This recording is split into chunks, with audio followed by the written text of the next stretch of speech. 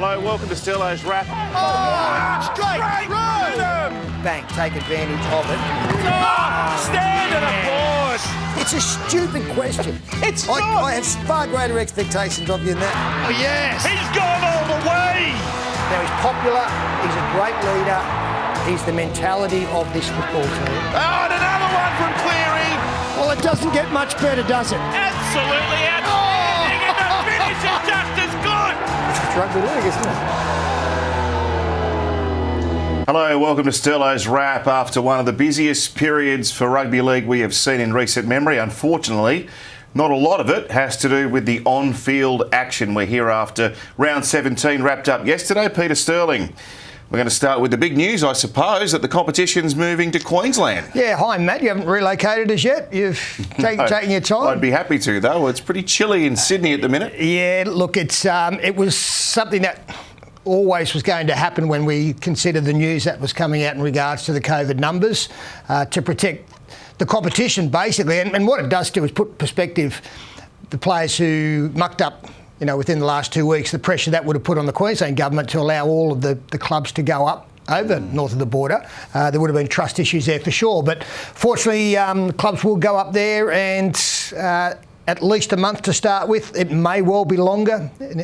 Obviously, we'll need to keep a close eye on just the way things that develop in regards to COVID. So not easy for the players to go up there, but I guess the benefit is, and again, it won't be easy to organise, is that families will be allowed to go up there en masse, so at least that will take some pressure off. But yeah, it'll take a while for players to get their heads around this, especially those that haven't been in the situation like, I guess, the Warriors and the Storm.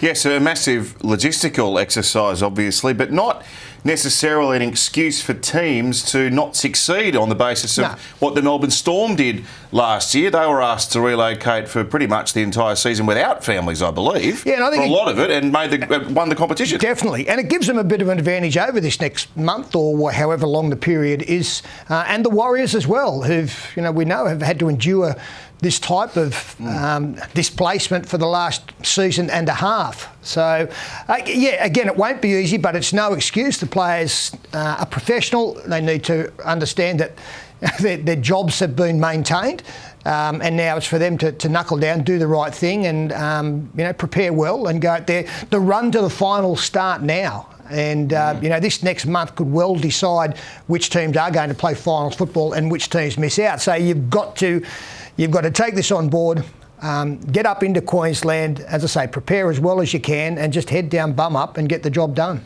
Yes, indeed. And look, one of the positives is that we know how passionate Queenslanders are about rugby league, so we've got a magic month. Not just a magic round. There'll be 3 grounds, we understand, Suncorp Stadium, Seabus Super Stadium, and also Sunshine Coast Stadium, which has come to the aid of the game over the last 18 months or so. So if you're a Queenslander, you can watch a stack of footy over the next month, and we'll play footy in front of crowds, which I think is a positive. Look, it's a good point. It's a rare opportunity for fans of all parts of Queensland to travel down and be able to go and see whoever they want, whenever they want, and those 3 venues are not that far from each other. So, it's a rare opportunity. That's one of the silver linings, I suppose, for fans north of the border. Beautiful one-day rugby league. That's what they say. We've got Origin coming up. We'll have a look at the 3rd Origin game in just 1 second, but let's look at the round 17 matches, starting with Saturday's victory by the Roosters over the Bulldogs in a very tight affair. Great rebound from the Bulldogs after their record-breaking defeat the week before, 22-16 in very wet conditions. Yeah, but still not a win for the Dogs. Effort was great, and Trent Barrett would be happy with that. He'd be disappointed again that when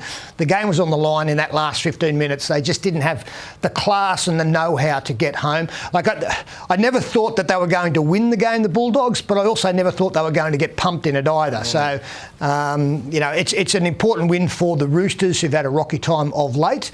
The big plus for the Roosters out of this game, apart from the 2 competition points, was the return of Victor Radley, out for 5 weeks, with young playmakers in there and experience sitting up. You go upstairs and have a look at Trent Robinson in the coach's box, sitting alongside Boyd Cordner and Luke Keary. So the experience they've got on the paddock is vital for them. But I thought Radley was great. That defence there is what he's become renowned for in a short period of time. Technique was great. Look at the way he hits that one. That's what you want to see from Victor Radley, attacking the football, but at the same time hurting the ribs and the sternum of the ball carrier. And him coming back into that side just gives them the right balance, takes a lot of pressure off Sam Walker. And I thought it was a good performance from the Roosters, but there still need to be a whole lot more improvement as we go into these final couple of months. Also, I think it's significant to point out the effort of Jared Waerea-Hargreaves over the last 6 weeks. Played pretty much 80 minutes the majority of those games, and he's really led with his actions. Like, he's been so strong. When the club is looking for a lift, when they're going through difficult times, he's invariably put his hand up.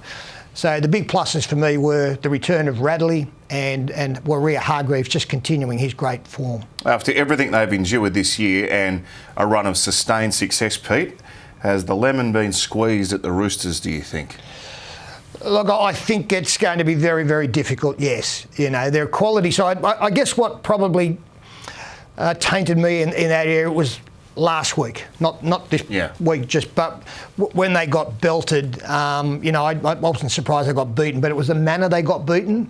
We just haven't seen. It was very un-Roosters-like, and maybe the wear and tear of the season and the loss of so much quality and having to bring young players in is just starting to take its toll.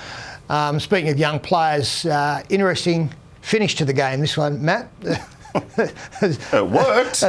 Well, it did. And, obviously we're talking about Sam Walker running 90 metres backwards. Look, he didn't want to kick the ball and give it to the Bulldogs and risk the possibility they'd race the length and score. Mate, I don't. If you're going to be critical, you want to be critical of a smart play and not a dumb play. Now, there's nothing dumb about this. I don't like it. I don't like it? I don't like it. No, I just think that there are standards in first grade in the NRL. And again, why is it any different to kicking it over the sideline and then have 3 blokes play the ball and take 10 seconds to get up and play? It might be just the look. What I do compare it to is I don't like when players cross the try line and throw it to a teammate to give them a try. And we saw that happen with Tom Trbojevic and Ben Trbojevic, which actually was taken off them because there was a previous infringement way back the other end of the field. But I just think that's a bad look. There's nothing wrong with it. It gets somebody on the try scorers list, but is it a good look for the game? I don't think so. Was that a good look for the game? I don't think so. We've seen it before. Go back to 1998 with your beloved Adelaide Rams up against the Dragons and Tony Iro and the same kind of thing. Go Son. It's just that's not our game, and I can't describe it any more eloquently or better than that. That's just not our game. And the Rams won. They did. The Rams. And so did the Roosters. And it's hard to argue. And like I say, it's a smart play, but I just think that there are other ways to wind that clock down. I think there are fans out there, some fans who are probably watching Sam Walker run back, just praying for him to trip over and the ball to come out and maybe give Canterbury an opportunity. It didn't happen. Well, Pete, I'm a massive Adelaide Rams fan. I didn't realise that you're a fan of the Batley Bulldogs in the UK. Well, this is, I guess, along the lines of what I'm talking about. This is looking to do the same thing, okay? They come back. So what's that? They're in front. So he tries to kick the ball out, but no, we're not finished. No. We're not finished. Here comes the winger. Now, that's to win the game. Yes. That's to win the game. So that's the trouble it can get you into. Play it again. That's the best thing I've ever seen. It is wonderful, isn't it? And again, just to explain what's happening here, the team who receives the football here, they're in front, and they just want to finish the game. So why did he not kick it over the other sideline? Do I look like I know what's going through his head at that moment? Did you tear up your Batley Bulldogs membership after that? But can you imagine being a supporter and leaving at the end of that game? Just say, what the heck happened there? That's great. Yes, that's a novel way to end the game. Let's talk more seriously. The Raiders. Are they back? Peter Sterling, you said they could make the finals. Then you said they couldn't make the finals. And they've beaten Manly at Brookvale 30-16. They're a win out the 8. What are you going to do this week? I don't know. What's going to happen? You do this to me every week. I haven't said anything. The Raiders. You said last week they were gone. Oh, I came into the season the biggest Raiders supporter. And they've just battered me to pillow. with all due respect, they're the new Warriors for me. Oh. I've struggled with the Warriors over seasons. The Raiders, look, the amazing thing about the Raiders, well, they've won 3 of the last 11 or 12. Their record is terrible. They're 2 points out of the 8. It's crazy. Look, I don't know. I came up with my 8 on a process of elimination. Yes. And they got eliminated on what I'd seen for the bulk of the season. Now, when they come out and come up with a performance like that, can they make the 8? Yes, they can. Can they play like that next week? Yes, they can. But can I trust them to do that? No, I can't. And, Ricky's come out. There's so much stuff coming out of the Raiders. We had a chat with Jared Croker on the weekend and how frustrating that it's been for him as the captain to watch from the sideline. He couldn't tell us why the season had unfolded the way it has. Ricky's tried to explain it. And one of the statements that he did make was that their best players weren't playing well every week, which is a simple explanation, but it makes sense, that those guys aren't going out. And I think Joe Tarpany is a perfect example. Like, this bloke has got unbelievable ability, but we just haven't seen it on a weekly basis.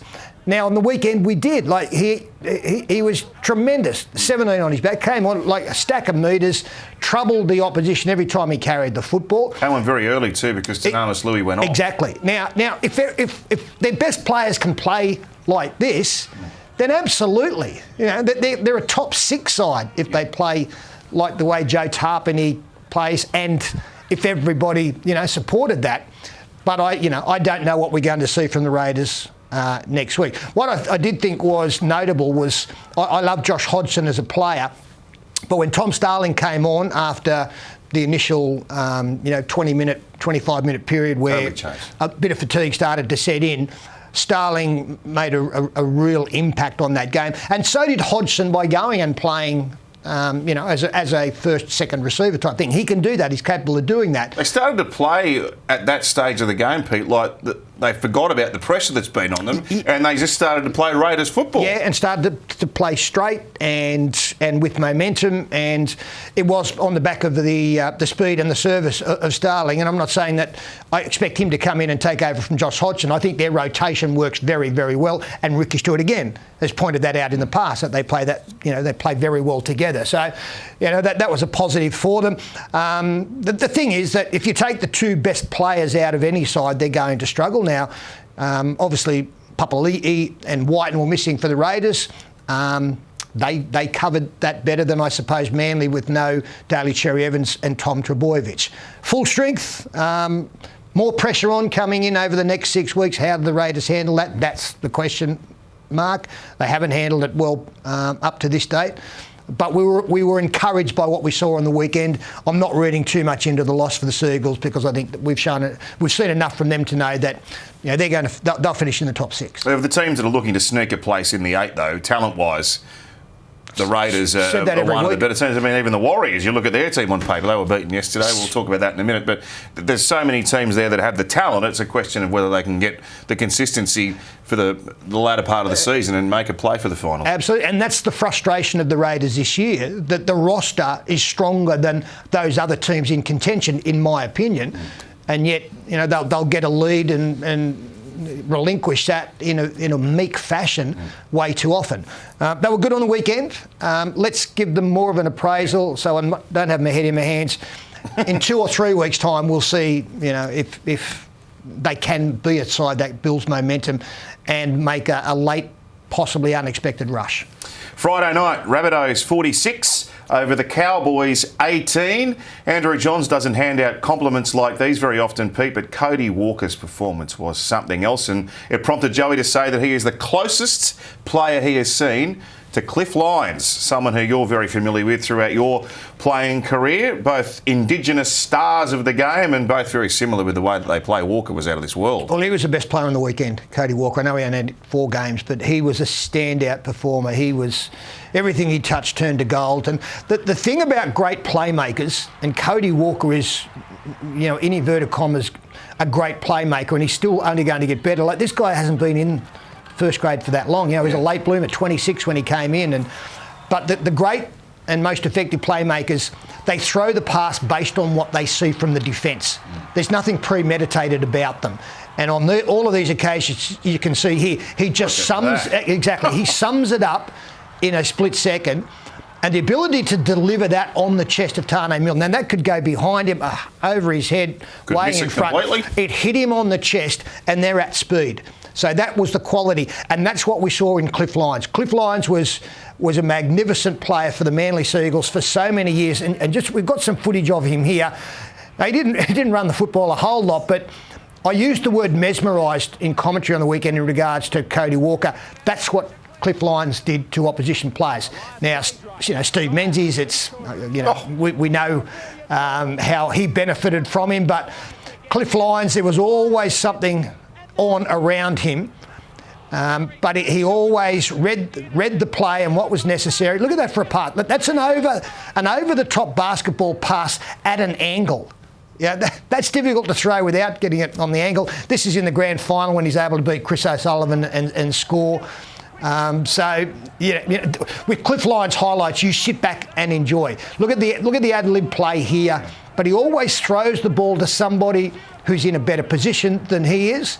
Stayed alive here. This was a key moment in the Test match. That's his second touch to Gary Belcher, and here he goes again with Ricky Stewart coming across, throwing to Mel Meninga. But it's Cliff Lyons who's initiated all of that on one side of the field to keep the play alive, to put the Australian team in a position to score that try, and he's there again. So, Andrew Johns lavish in his praise, and understandably and rightly so, because I see the similar trace in Cody Walker as I did in Cliff Lyons. And it's a joy to watch. When when I talk about rugby league, I talk about it as being my passion, and that I can still go along and watch a poor game and see beauty in it.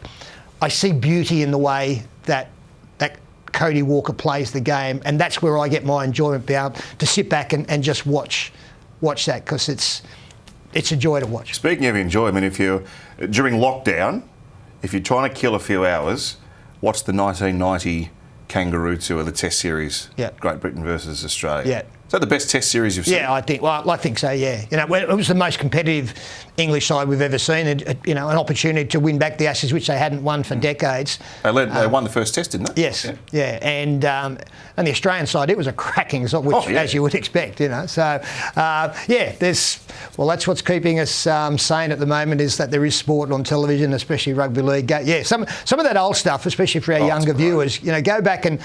When we talk about these players, Cliff Lyons, go back and actually, refresh with where we're coming from, because the players who are performing today, they're following the steps of what came before them. Sunday footy, Sharks 20, Warriors 12. I really enjoyed calling this game yesterday, and you and I left the commentary box yesterday thinking, how did the Warriors not win? Yeah. They had so many chances. But they just shoot themselves in the foot, don't they? Yeah, well, and I'll show that, because that's what I've selected. But from the Cronulla point of view, really good performance after the disappointment of the previous week against the Broncos. Very true. And Sean Johnson was superb, and it was interesting when we spoke to him after the game. When I'm a victim of it as well. When I think of Sean Johnson, I think of footwork. I think of the flashy stuff. And we asked him about difficult conditions, the kicking game, his involvement. And he was really happy that we'd seen that is now a big part of his game, because he's worked so hard on it to become that game manager with all the flashy stuff still there, which makes him a really dangerous package, and kind of bittersweet, I suppose, up against the Warriors. The Warriors, it's a tough 2 points to lose. But in the back of their minds, this is the young bloke, or this is the bloke who's coming back next season for them, who was there for 8 years, who's a much more complete player. It didn't help them on the weekend, won't help them for the rest of the season. But his kicking was sublime. His kicking was fantastic and maintained the pressure. But let's have a look at the Warriors. The damage was done in the last 15 minutes of the first half. Now, they've been under the pump here for ages. Reece Walsh has got to make that play. I know he's a youngster and all of those kind of things, but the ball bounced nicely for him. That led to this try for Trindle. Happy birthday. The restart, unfortunately, out on the full. We come back. This is on the back of a heap of tackling that they've had to do. Hamlin Ueli over the top, And that's when the scoreline kicked out. And then here, Roger Tuivasa-Sheck, by his standards, that's a comfortable take. Now, there's a penalty that comes from this, and all of a sudden it was a big lead for the Sharks. They didn't score in the second half, but the damage was done in that last 15 minutes, and it could have been snuffed out if, well, firstly, Reece Walsh comes up with the play. If he drops the ball, you've got to defend that error. They compound mistakes, don't they? That's what I'm trying to say, Matt. And the good sides, if they make an error, they defend it, and they make sure that the momentum doesn't completely turn against them. And what I do want to point out with that, before the Reece Walsh knock-on from the little kick through, they'd had to come up with 3 or 4 sets of defence in a row. That's what we didn't see. So the fatigue was already there. You've got to draw a line in the sand, and the Warriors didn't do so on the weekend, and that's where they struggle. Because their second half was quite good, and I was with you. I could tell in your voice that you felt that if the Warriors scored 1, they could get 2.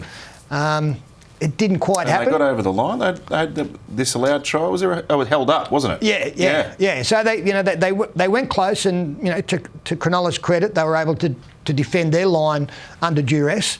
I think I said yesterday they'd had, was it 6 results less than a converted try? Going into yesterday's game, it was six games this year where they'd lost by a converted try or less. 3 of those 1-pointers. If they win half of those, they go into yesterday's game, they're outright 7th on the ladder on 18 points. Other teams can probably look back and say, well, there were games that they would have won. But it's been, when you have a look at that in black and white, it's a problem. It's, but I think we've described before here, Warren Ryan sort of said, you divide your season up into 3/8. Bank on winning 8 games, bank on losing 8 games. What happens in those other 8? That's the Warriors. Yeah. Let's talk Origin. Wednesday night, it's gone from Sydney up to Newcastle, and unfortunately the COVID situation means that the game will be played on the Gold Coast. Wednesday night, you'll see it live and exclusive here on Channel 9. The Blues looking to make a series clean sweep. I'm going to let Sterlo be parochial off the top, though. Parramatta number 7, where's the Blues number 7? Mitchell Moses, he's been waiting for an opportunity, and his time has arrived. Yeah, through injury, and he comes in less pressure than it could have been on other occasions if he's coming in if the series was on the line or whatever. But the game is won. But certainly there's pressure on because he knows that all eyes are going to be upon him. I think he'll handle it. I think Mitchell will come in. The fact that Brad Fittler will make it very clear what his role is to be, and then when you've got Andrew Johns and Greg Alexander and Danny Medeiros giving advice, he'll have taken that on board as well. It's not going to be easy because, you take your 6 and 7 out of any side that's been going along and flowing well. It's not going to just be seamless, especially when Mitch and Jack Whiten are different players to Nathan Cleary and Jerome Luai. What I do hope is that both Jack and Mitch come in and can play their own game within the confines of what New South Wales need. And that's not that difficult to do because what it means is that you go out there, you get your defence right, get your contact right, that's your first priority. Your kicking game is way up there, and Brad Fittler has mentioned that pretty much in every sentence he's made since Mitch Moses' selection. And Mitch has kicked very, very well for a while now. And the other thing is that it can't just be about getting the ball to Turbo and Latrell and the outside men, despite the fact that's where all the damage is done. It can't be just a catch and pass all the time. They've got to play their own games. Mitch and Jack Whiten are very, very good runners of the football. That has got to be a component of it as well. So to get all of that right, it's going to take a little bit. They're going to have to go out there and work their way into it. It's fine to work on that on the training paddock, but to go out there under pressure against intense opposition, I think Phil Gould has said there'll be some clunkiness, and that's probably a good way. We just hope that there's not too much of that, and they sort that out very, very quickly. The other thing I do hope is that despite the fact that for their clubs that they tend to play on the one side of the field, where Jack is predominantly left-sided for the Raiders and Mitch pretty much the one-side player as well. He doesn't combine that much with Dylan Brown, which I wish would change. I hope that we do see 6 to 7, 7 to 6 in this third Origin, because that's been something that has worked very well for Cleary and Luai, and the team has responded well to that. So I've got great anticipation about the game, but certainly about the involvement of a Parramatta player who is in the key role. And would hopefully be a part of the clean sweep up there. A rare clean sweep for New South Wales, the 4th ever. And that would be lovely to be a part of and would be the nice picture on the wall for him. And good luck to Mitch. He's a good lad and he deserves his chance. He is. It's been 21 years. 21 years, can't believe it, since the Blues have swept an Origin series. Clearly, Queensland want to extend that, and Kalen Ponga coming back, Pete, is a massive advantage for Queensland, who look to have a bit more strike power than they have in the first couple of games. Even the hammer, Hamiso Tabuai-Fidow in the centres, 19 years of age, might be a bit before his time, but his speed will give the Blues something to at least think about. Yeah, if they give him some room to work in. I think Ben Hunt out of dummy half. All of those things add up. I think Harry Grant has been a huge loss for Queensland in this series because they haven't had a great threat around the play the ball area. I said on the Sunday Footy Show, if you put Kalen Ponga in any football team, they are a better side. And his comeback from injury for Newcastle, it was spectacular. I thought that it might take a little while. He'd been on the sidelines for a while. Might take a little while for him to find his mojo. Well, it was clear to see that he just picked up where he'd left off. So to come into this Queensland side, he's an obvious threat to New South Wales. He provides something different. Defensively, he's hard to mark up against because there's a lot of variations in his game. And if they can get the hammer into space, then that's going, can you imagine if we've got hammer away down the side of the field and Josh Adokar coming across in cover defence, like how good that will be. The Hammer and the Fox. And I guess, great nicknames. Which my nickname was the Hammer. Well, I know that you keep taking me aside saying, look, Sterlo, can you call me Ace? And there it is, the first time I have. So Ace Thompson. The thing about the change of venue, I actually think it enhances New South Wales' victory of winning the game, because I think the conditions at Seabus Stadium might be a little bit more conducive to the way that New South Wales have played in the first 2 games and be so successful at than maybe a damp surface at McDonald Jones Stadium. Now, the disappointing part of that is New South Wales won't be raising the shield in front of the bulk of New South Wales fans and probably not friends and family. But to actually win the game, I think that the surface up there probably will be a little bit drier and allow the ball to be used a bit more, and that will favour New South Wales. But I think that this is going to be a tight contest. I think that it's a dangerous-looking Queensland team. Obviously, the 6 and 7 change for New South Wales makes a difference to them. There's been a couple of disruptions for Queensland. We'll see how they handled that. I've always thought Flegler was going to play Origin. There was a dip in his form, which probably put him back down the pecking order for longer than I expected, but I think he'll be looking to grab this opportunity in the absence of Jai Arrow. So I think there's a lot of really good things to look forward to in this game, despite the series having been won. There's a lot to it. And as a New South Wales fan, we know how difficult it is to win 3-0. We saw the disappointment last time we went up there and we won the first 2 games. It's kind of an empty feeling if you to raise the shield after a loss. So there's a lot around this, and it's been a controversial build-up in many, many ways. But then again, that's the tapestry of Origin, isn't it? Yep.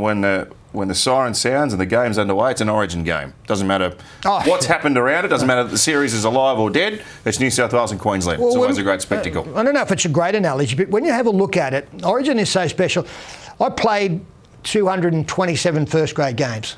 I played 13 Origins. Now, to me, that kind of makes an Origin game almost like worth 15, 20 club games type thing, in looking at it in that respect. It mightn't be a great analogy, but to me it shows how special it is, because they're rare.